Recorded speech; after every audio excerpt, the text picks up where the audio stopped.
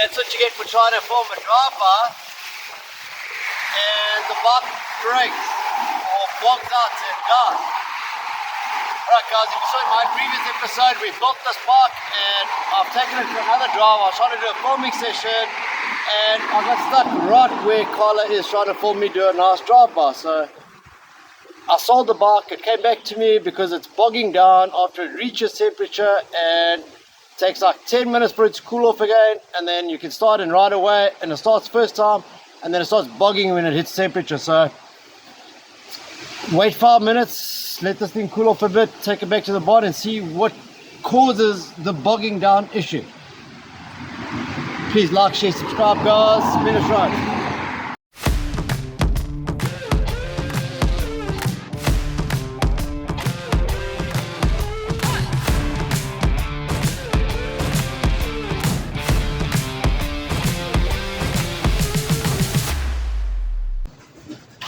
Hey guys, what's happening? Like you saw, I was trying to film a drive-by shoot out with the Kawasaki Ninja, and it eventually bogged down and died in exactly the right spot, and I had to wait 5-10 minutes, let it cool down a little bit, started straight up again, and I'm back at the bod. Now, these things happen guys, and basically I sold this Kawasaki Ninja about 2 weeks ago. The guy bought it from me, and within a day or two, he phoned me. He's like, hey Mario, I drove all the way to Brighton, and on my way back, it started bogging down, dying, and he had to wait for the bike to cool off and then carry on with it. Similar scenario to when I first got the bike, but not as bad.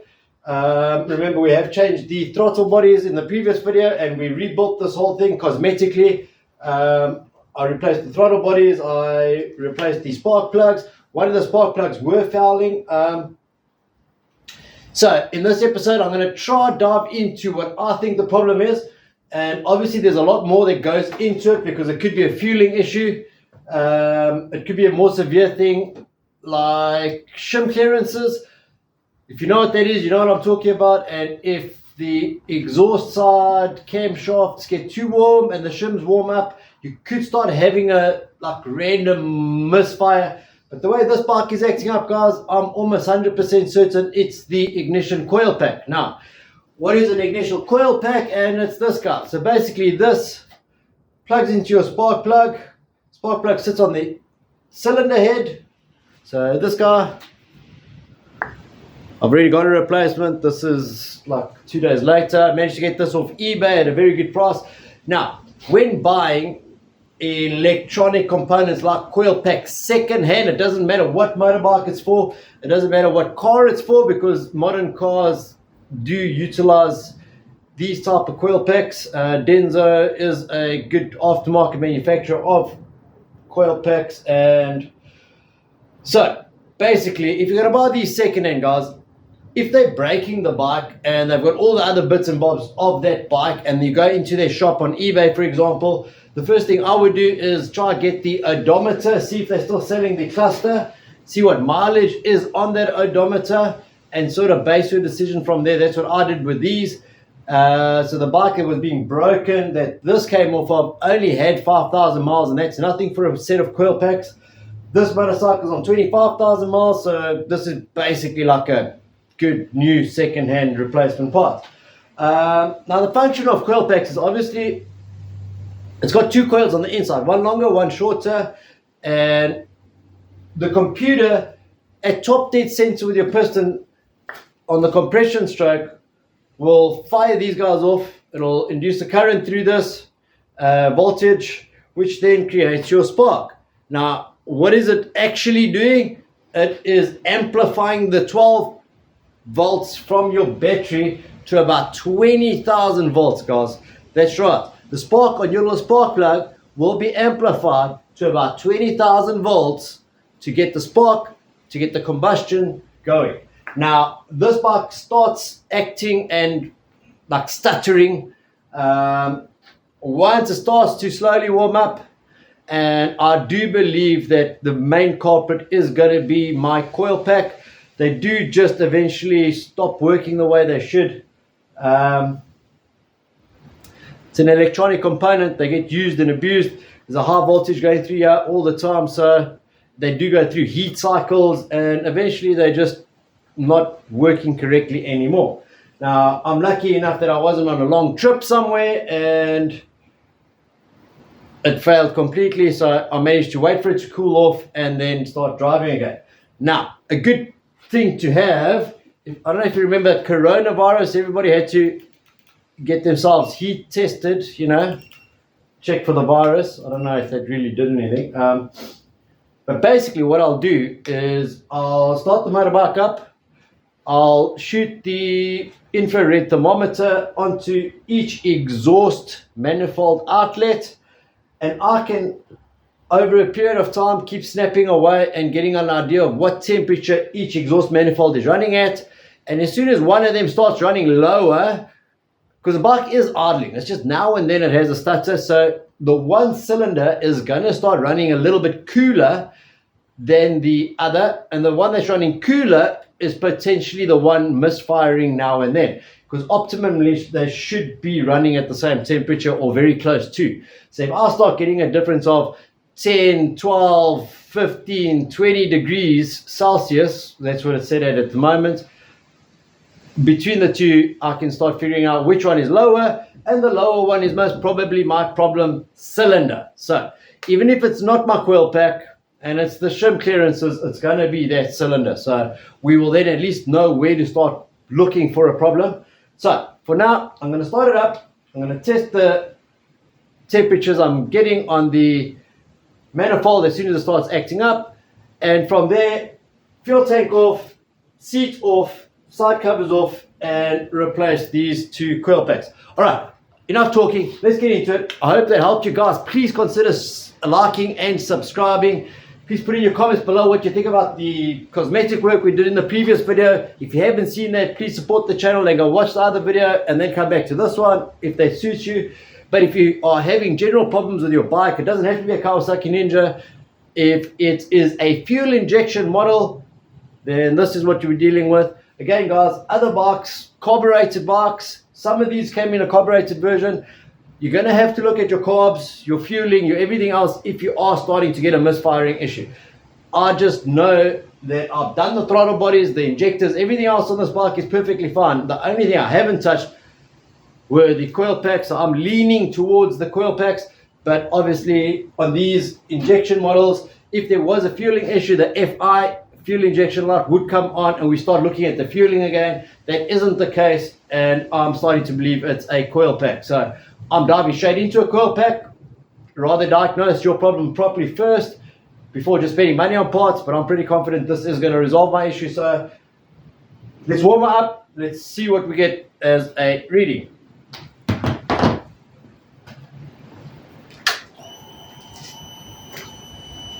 By the way, guys, if you hear a little bit of background noise, that's all normal. We are in a workshop and my wife is busy rebuilding her scooter right behind us. This is what a scooter should not look like. Oh wow, it's upside down. Hey babe, what you doing? Getting ready. You're getting ready. Guys, she did a good attempt at wrapping it and she's now finally decided she actually wants to paint it. So she's getting ready for paint. So awesome. It's a little, if you're interested anyway, it's a little Vespa ET50. She's done her own cylinder head modifications and upgrades, and it's going to be her baby, and that's cool. So if you do hear some noise in the background, that's her carrying on with what she needs to do. I need to do what I need to do, so let's go.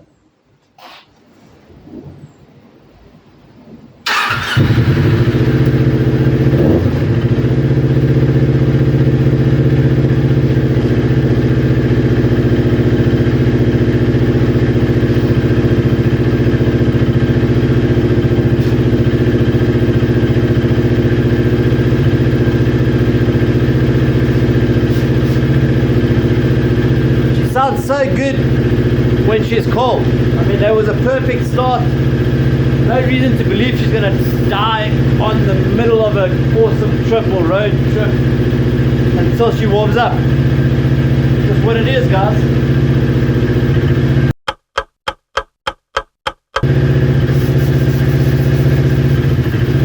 I don't know if you limit, the rev counter. Let's watch the rev counter, guys. This is going to show you guys better. Watch that rev counter.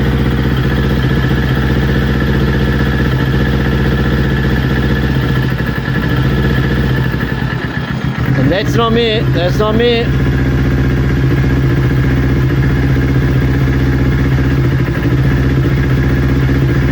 Starting to bog down, guys. Soon as she starts warming up. These are 2 exhaust manifolds. They are going to be pretty hot, so don't touch them by hand. It's our right inside cylinder.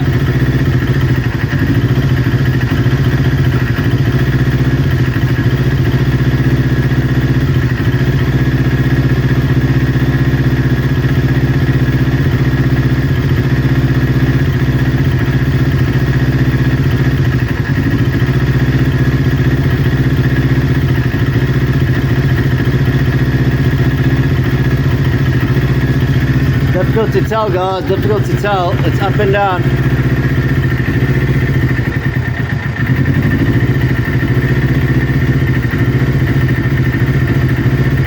Okay, we're reaching 170. This one is now 130, 140, 140, 170. Our problem's on the right hand side, guys.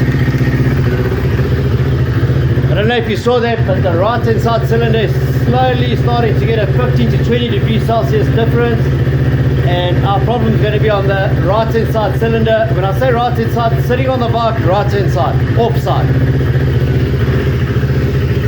So the only thing to do now, okay, like I said, I don't know if we're going to get a temperature difference while it's not idling. Let's have a look. Getting 149. That one's already a 180, 190, 180, 150, 160. It all depends where you're shooting as well, but definitely a difference on the right hand side, off side manifold. So this is a twin cylinder, so it's 250cc split into two. I'm leaning towards the off side, so this side there's going to be 2 spark plugs, 2 coil packs, and the one on the right is going to be the one giving us an issue. Luckily, when I bought the spares off eBay, it came as a pair, so I'm going to be replacing both, but I thought I could just show you the diagnostic, the simple. I mean, everyone should have one of these after COVID, or their grandparents. Just take it from your grandparents, guys. They probably had one or have one lying around now not being used. Simply just shoot and get an answer from that. They can help in a lot of diagnostic applications. So simple. Even on a carbureted, even the carbureted version or a twin carbureted motor, if one carburetor is starting to act differently to the other one and you're starting to get a misfire, obviously the colder one is the one not firing right or getting enough fuel. So again, you could use the infrared scanner or thermometer, pick up the temperature difference and start taking it from there. Motor car, same thing. If your car is starting to have random multiple misfires, you can scan. If you got access to your exhaust manifold, you can scan each cylinder manifold outlet. You can start getting a heat temperature reading and start zoning into which one is a problem. So very simple. It's a broad spectrum video because this could help anyone in a random misfire situation. I'm now going to let the music play. I'm going to get the seats off. I'm going to get the side covers off and the tank off. And then I'm going to show you what the coil packs look like in the bike. Let's go.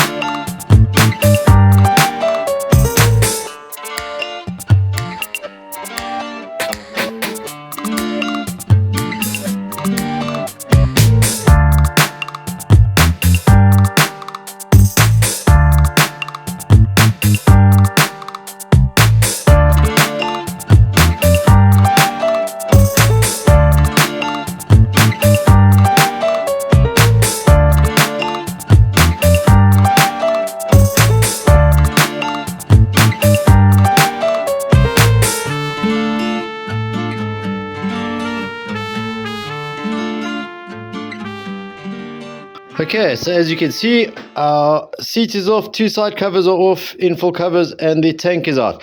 Now, I'm being very careful not to damage this, and I don't want to strip all the fairings out just to do this job, so be careful, guys. Sorry about that.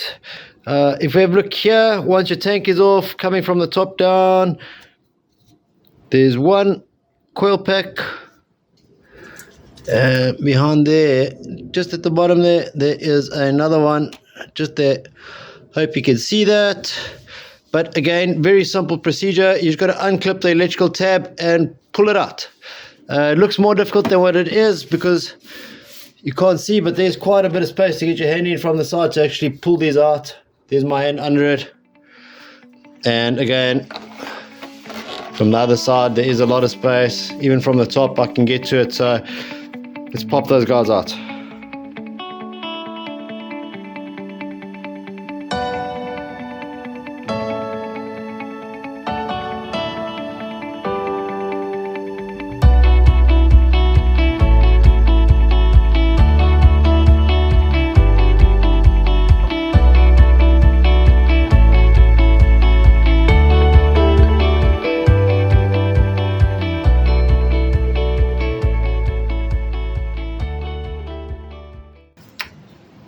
Unclip, throw away, and pop a new one in. It's a new one.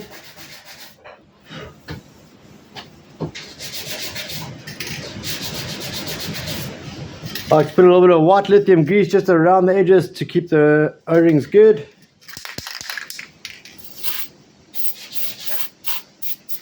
Here we go. We can now inspect them, make sure they're good, plug it in, and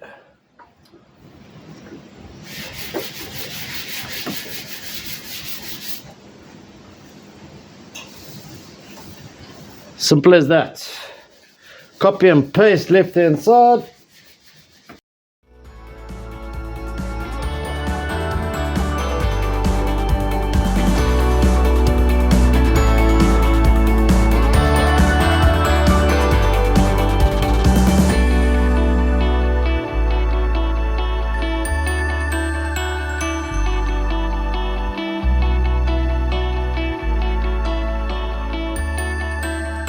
Okay, both coil packs are in. I'm wondering if there's a little bit of fuel in the fuel line. I highly doubt that, but just give it a crank and see if it does a pop or two. It's going to give us possibly an engine warning light because we've got the cables unclipped for the fuel tank. There was a pop. There was a pop. So, fuel tank back in. The only thing is to connect to get your fuel tank back. Let me just move you guys aside. The only thing is to connect is obviously your fuel tank electrical tab and the actual fuel line and the breather line, the vacuum line. This guy, yeah. Only those three things you have to unplug on the tank, and that's it really. So I'm going to plug it in without fast sitting anything and just see where we're at with this issue.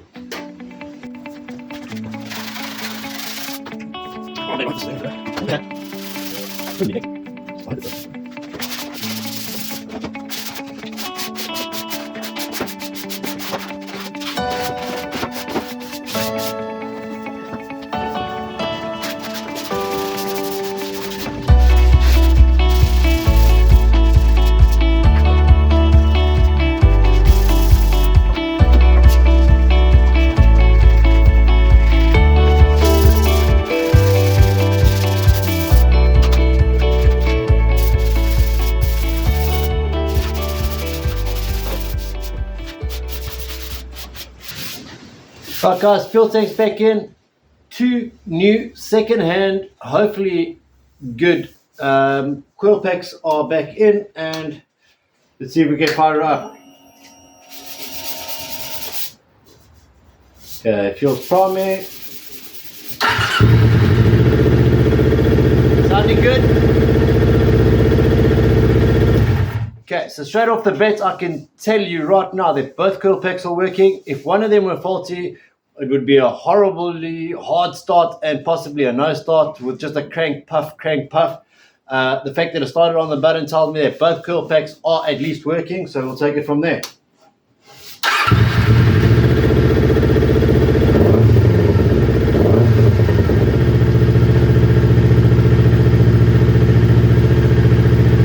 Wait for it to warm up, and hopefully she carries on idling as good as she is right now.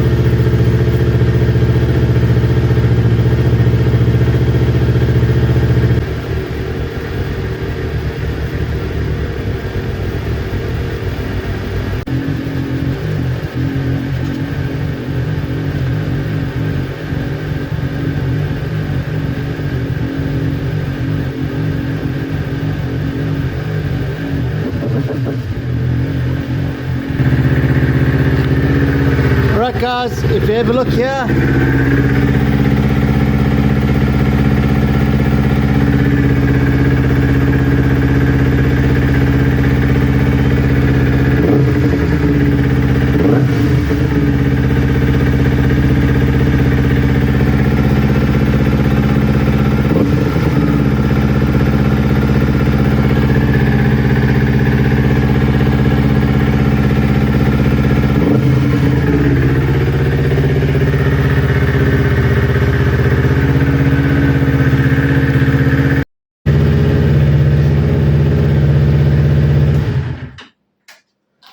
right guys, like you can see, the idle is consistent now. The temperature has gone way past its normal problem area. It's warming up nicely.